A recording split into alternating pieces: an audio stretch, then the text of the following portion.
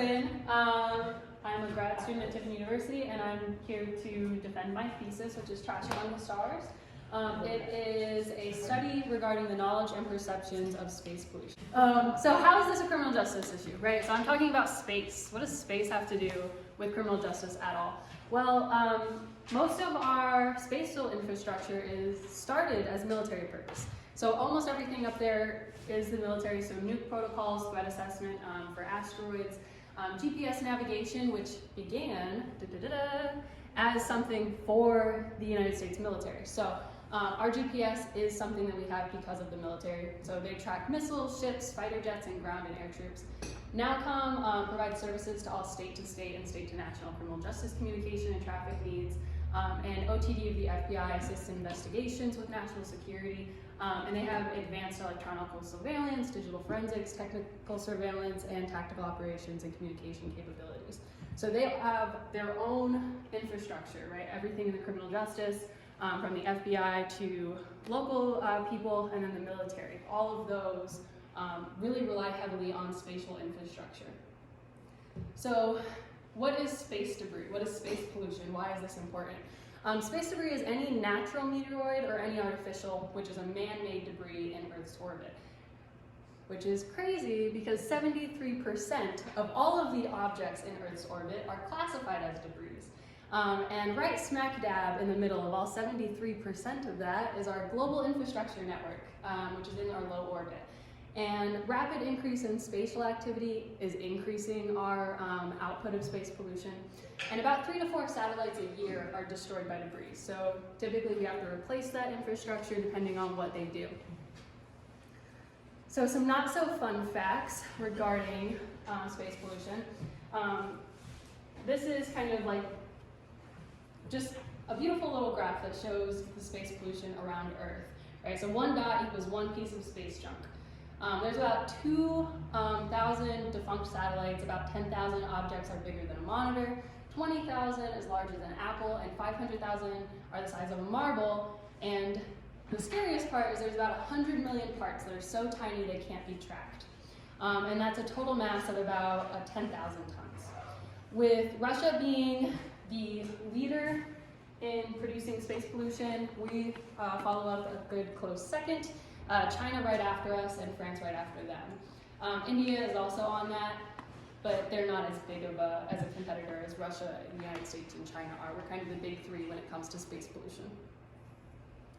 So some dangers that can occur because of space pollution is called the Kessler syndrome.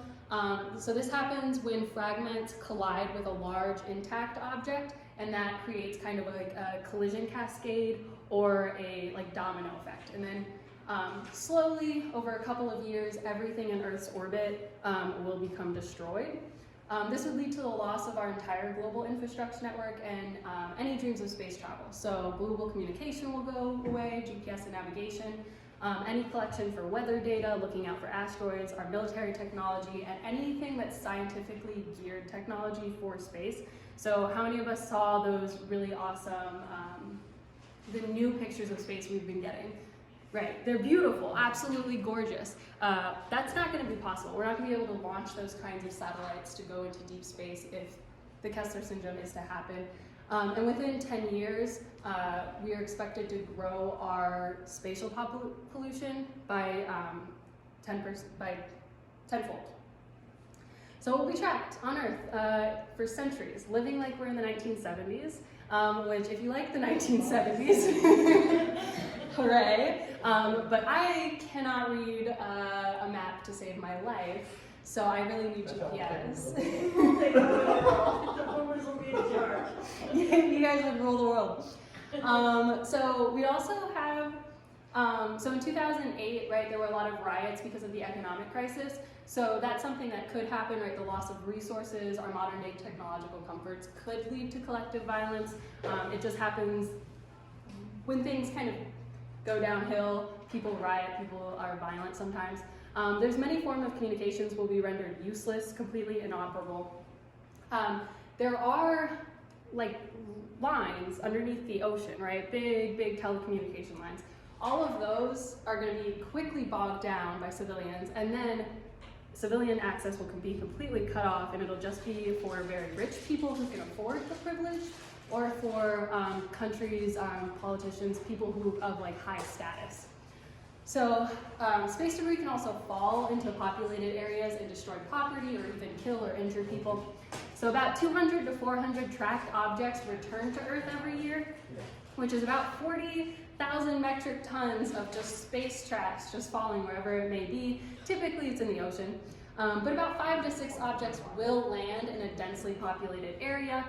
And the country that it lands in is typically responsible for the damages and cleanup costs, not the country or company responsible for the launch. The reason is that it's very difficult to pinpoint where something has come from after it's fallen back into space, back to Earth, especially if it's a smaller object. But sometimes we have really large objects fall back. I'll talk about that in a second. But some examples of some times we've had some scares. So the International Space Station has had a couple scares in the last decade, with anti-satellite tests typically being the cause. So in 2011, 2013, 2018, 2021, 2022, and 2023, the ISS has all had to prep for an evacuation and just wait for NASA to say like, yes, launch back to Earth, or let's see, we can wait it out. There's about a 1 in 3,000 chance of you or me being hit by space debris any single day of the year. It's not like a beautiful chance, it's not gonna happen for sure, but there has been one person who's ever been recorded by having been hit with space debris. Her name is Lottie Williams. And then in 2019, a satellite fell in the Mississippi Yard. They missed their home by like 15 feet. So it's happened enough that people are concerned about it. Salyut 7 scattered over Argentina in 1991. And then this is a really good example of what can happen. Like space debris does not have to be big, right? It can be very tiny. So this happened to the control room window of the ISS up there, and it was caused by a paint chip that was just floating around in space. So big giant dent in a very, very thick window. That happened in 2016. One of the biggest incidents is Skylab. So this happened in 1979. This was the first space station, the first crewed research laboratory in space. It decommissioned and fell back into Earth's orbit and then fell back into Earth. It created mass chaos where nobody in Australia knew where it was going to land. People were very afraid it was just going to like fall in the center of town. It was going to destroy homes.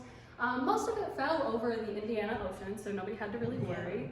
Some of it did fall into Western Australia. So this is a picture of the debris coming through Earth's orbit and landing back on Earth.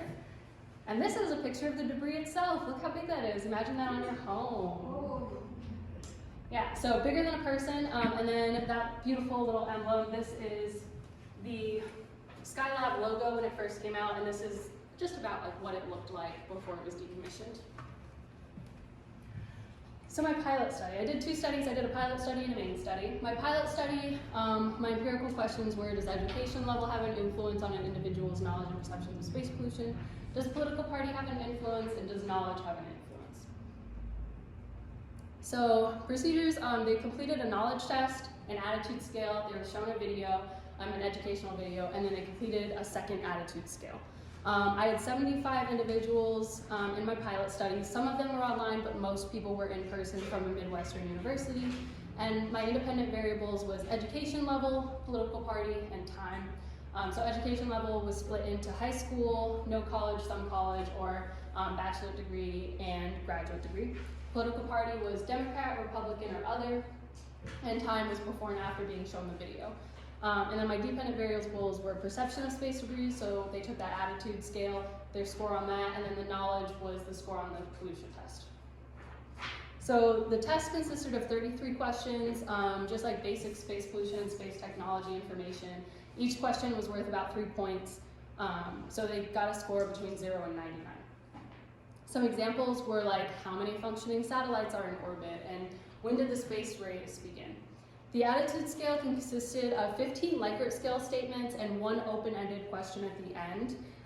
So subjects could obtain a score between 15 and 75, and then lower scores indicated a higher support for space debris removal efforts. Higher scores indicated a lower support for space debris removal efforts. And some example statements on there would be like, I would be willing to pay more in taxes to fund space debris removal efforts, or I believe human comfort is worth space pollution. So my pilot study was a 2x3 factorial between subjects, non-repeating measures design. Again, those are my IVs and my DVs, and this is my cells. So the interesting findings I had for my pilot study was that nobody knew anything about space pollution or space infrastructure at all. I didn't ask them how much they felt they knew, so I don't know if they felt like they knew a lot of things, but nobody passed the test. I think I might have had 1 or 2 people. The mean knowledge score was about 45 out of 99, and the highest score was 63, and the lowest score was 30. There was no strong correlation between knowledge and attitude scales. Pre-Likert, there was a mean score of almost 50. The highest subject score in the Likert was 57, the lowest was 21. And again, lower score is higher support, higher score is lower support. I should have changed that. I'm sorry, it's mixed up. So the mean score for the post-Likert scale was 37.46. The highest score on the post-Likert was 62. The lowest score was 17. So there was a significant difference found in the attitude after watching the educational video. So my pre-Likert score was higher, and then the average for the post-Likert score was lower. So people cared more after watching the video. Democrats had lower scores on the pre-Likert compared to Republicans, so that indicated that Democrats had a stronger support for space debris removal efforts. Independents had a lower score, so independents indicated stronger support in my pilot study. Democrats had a lower score on the post-Likert compared to Republicans, so again, that same trend continued after watching the educational video. And again, that same trend for independents also continued after watching the video, where Republicans cared less and independents indicated caring more. Independents had a significant change in attitude after watching the educational video, so their scores lowered significantly. Those were the only empirical statistical findings I found from my pilot study, so this is my main study. This time I had 4 empirical questions. Does education level have an influence? Does political leaning have an influence? Does country of residence have an influence? And does knowledge of space perception have an influence? Same methodology. This time I had 258 individuals, mostly found online, a couple were in person. I had 111 subjects from 33 different countries. This is where one of my limitations come in. I lumped all 33 countries into the exact same place. So I put Russia in there with the UK. So I lumped them all together. So my independent variables were age, over 30 or under 30. Educational level was higher education or lower education. So anybody who had like an associate's or lower was considered lower education. Anybody with a bachelor's or higher was considered higher education. And again, country was USA or other country. My dependent variables, again, were knowledge of space pollution with that knowledge score and perceptions of space pollution with that Likert score. So the exact same methodology. This time though, I mixed it up. So people were shown the Likert scale first, then they did the knowledge test, then they had the educational video, and then they had another Likert scale because I was worried that introducing the knowledge test before getting people's attitudes was skewing the data. So this was the methodology for my main study. It was a 2x2x2 factorial between subjects, non-repeating measures design, and you can see all of my cells right there. So I had 8 different cells. So some interesting findings, and we'll talk about things I didn't find first. So there was no correlation between knowledge scores and attitude scores. And again, nobody really knew anything about space pollution. So that was a trend that continued from my pilot study. And there was also this time, which was different, that I didn't find any difference in my main factor comparisons. So pre and post didn't matter after being shown the educational video. People didn't have a shift of attitude. I think that this could be socially significant. I know it was not statistically significant, but belief perseverance or survey fatigue might have played a role in that. So 255 subjects said and felt that they had an above average knowledge on space pollution. 255, and only 22 passed the knowledge test. Wait a minute, so how many total were there? I have 258. So only 3 said that they were. Yeah. Yeah, okay. But they all didn't. No. Yep, only 22 passed. They Yeah. inflated their own. Mm-hmm. What was your cutoff for passing? So my cutoff for passing was 69. Okay. Yeah. Why 69? Why not 60? Because that was a D. So I did C's or above, yeah. Yeah. I'm sure it would have been more, but it still wouldn't have been. I could get the data on how many people had, if we passed at 60. And then a notable amount of subjects reported taking issue with the survey length. They said by the end of it, they were over it. So I could appreciate that. Interesting findings. So in my knowledge test comparison, I found that people who were over 30, lived in the United States, and had a lower education level did better on the knowledge test compared to people who were over 30, outside of the United States, and had a lower education level. That was the only knowledge, statistically significant knowledge finding that I had. USA versus other countries? Yes, Okay. pretty much, yep. So pre-Liker, we're going to start with the main factors. So this was the pre-United States versus pre-other country. So people in the United States had a stronger support for space debris removal efforts than people in another country did. And again, this is the pre-Liker. Post-Liker, this trend continued. So people in the United States still felt that they had a stronger support for space debris removal efforts than people in another country. I also had 3 different factors in my Likert scale. So I split my Likert scale into 3 different factors. So this is where we're going to talk about those. I have 4 statistically significant findings when analyzing my subdimensions within the Likert scales. So factor 1 was environmental problems in Earth's lower orbit. So if people felt that space pollution was a problem. Factor 2 was environmental responsibility regarding Earth's lower orbit. So how much we feel as an individual, we are responsible for some of that. And then factor 3 was environmental support for Earth's low orbit. So how much we felt that we should support these efforts, that the government should do something, that we should be protecting Earth's lower orbit. So factor 1, subjects had a lower score on the Likert scale before being shown the video. So subjects indicated stronger support for space debris removal efforts before being shown the video. And then, yeah, so after being shown, they cared less. I think they felt like it was less of a problem. Again, I don't know if that was the survey fatigue, but they just decided that they didn't care as much anymore. I don't know why, but it was very statistically significant, unfortunately. Factor 3, so subjects indicated a stronger support for space debris removal efforts regarding space debris after being shown the video, so that was the factor pre and post. And then for factor 2, people felt that people that are over 30 in the United States with a lower education level felt that they had more personal responsibility than people who were under 30 in another country and had higher education. So another factor too, so again, that personal responsibility, people who were under 30 in the United States with lower education felt that they had more personal responsibility than people who were under 30 in another country with higher education levels. So now we're going into my cell comparisons for the pre-Likert. So people in cell 1 felt that had a lower score than cell 3. So they had a stronger support overall for space debris removal efforts. So cell 1 is going to be my over 30 United States higher education. Cell 3 was over 30 outside of the United States with higher education. So kind of, again, that United States versus another country.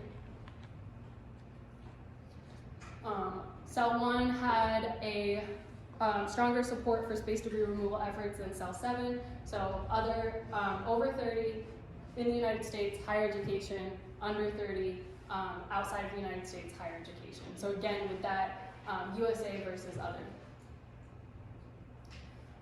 Cell 1 also had a stronger support than cell 8. So again, with the over 30 in the United States higher education level, and cell 8 was under 30 outside the United States with a lower education level. Cell 2 had a stronger support than cell 3, and cell 2 was my over 30 in the United States, lower education level. Cell 3 was my over 30 outside the United States with a higher education level. Cell 2, so again, it's just that the United States versus the other country being kind of the big thing. So cell 2 had a stronger support than cell 7. Cell 2 is over 30 in the United States with a lower education level. Cell 7 was under 30 outside of the United States with a higher education level. And they also, that trend with cell 2 continued into cell 8 as well. So over 30 in the United States, lower education level. Under 30 outside of the United States, lower education level. Oh, these are all independent t-tests, by the way, I'm sorry.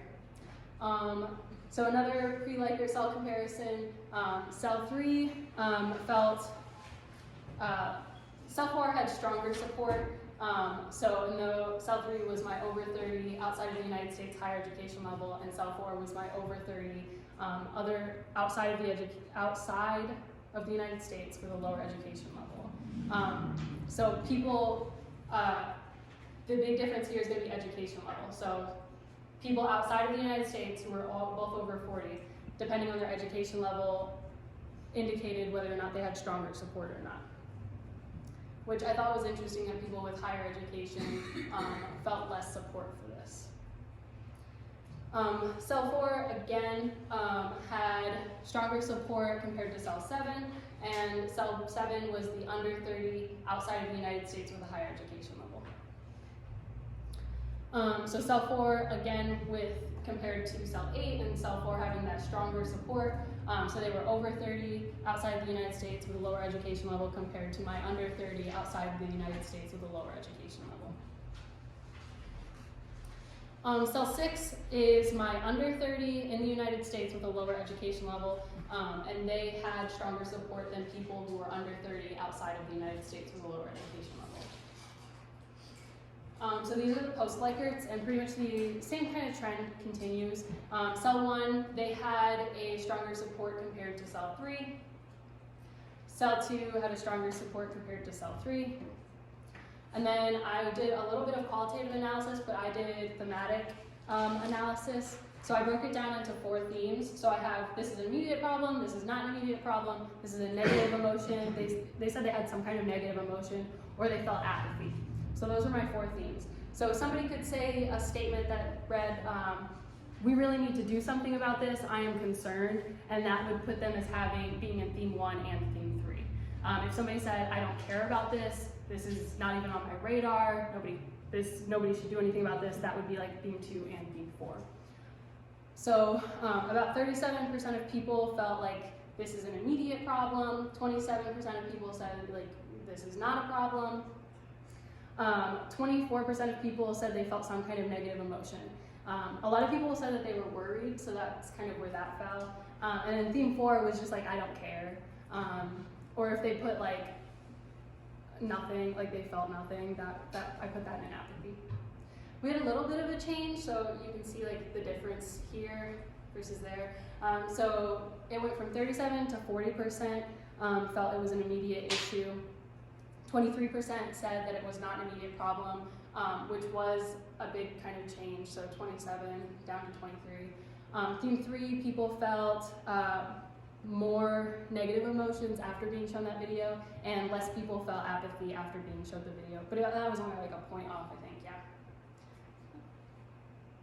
So some interesting things that people said was like there are more important things in the world that are happening. That one was a big one. A lot of people said that. So when they said like this is not an immediate issue, it was more like things are above this. Like some people said climate change is more important at the moment.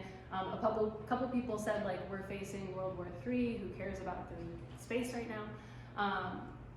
Some people said that they didn't even know this was a problem. I thought that was interesting. A couple of people said that they wanted it to be fixed, but they didn't think that we could all come together to solve it, which is kind of like what this last one is saying as well. A lot of people mentioned that this is going to take international cooperation, and they didn't even think that was possible. So I thought that was interesting. And then somebody said I wouldn't waste my time and money researching this. I don't know who it was. That's a Why are you looking at me? No, I didn't say that. No, but It happened in his class. Jiggy said that to her. Oh, yeah. Oh yeah, they definitely did. Yeah, so I thought that was interesting. It wasn't like, a personal jab or anything, Stephanie. Sorry. But I just thought that was fun. Stephanie said that to you? She thinks she might have. I think that's mine. I'd have to see. I said I wouldn't waste my time and money, but if you wanted to waste yours, you can go for it.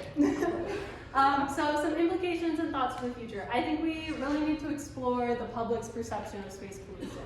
There was no literature anywhere on how people felt about space pollution, if they knew it was an issue, if they cared about it. So I think understanding how they feel about it and how to help increase their care for it would be really good for research in the future. I think it should also explore how knowledge and perceptions vary by country, specifically because I thought it was interesting that the United States cared more than people in other countries. I thought it would be the complete opposite. So some limitations, I had to adapt an environmental pollution attitude scale into a space pollution attitude scale. Doesn't translate the best. I do wish there was one that was specifically for space pollution and that the scientific community accepts already. I think that would have been much better for my research. This also consisted primarily of online participants. So originally I had 260 people. I had to throw 2 of them out because they were either like the one line down, the button matching, somebody told me to kill myself. So 10 out of 10. Yeah, so stay off of Reddit. So I think that having people from an online participants, not the best play. And then this time, in my last study, my pilot study, I had females overrepresented. This time I had males significantly overrepresented. I think I only had 30 females this time. So huge skew. So I think, and then most people identified as liberal. So I didn't get to do that Republican versus the conservative versus liberal I wanted to do this time because almost everybody was like, hey, I'm liberal.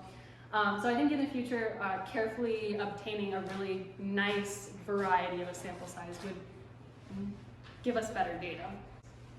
Questions?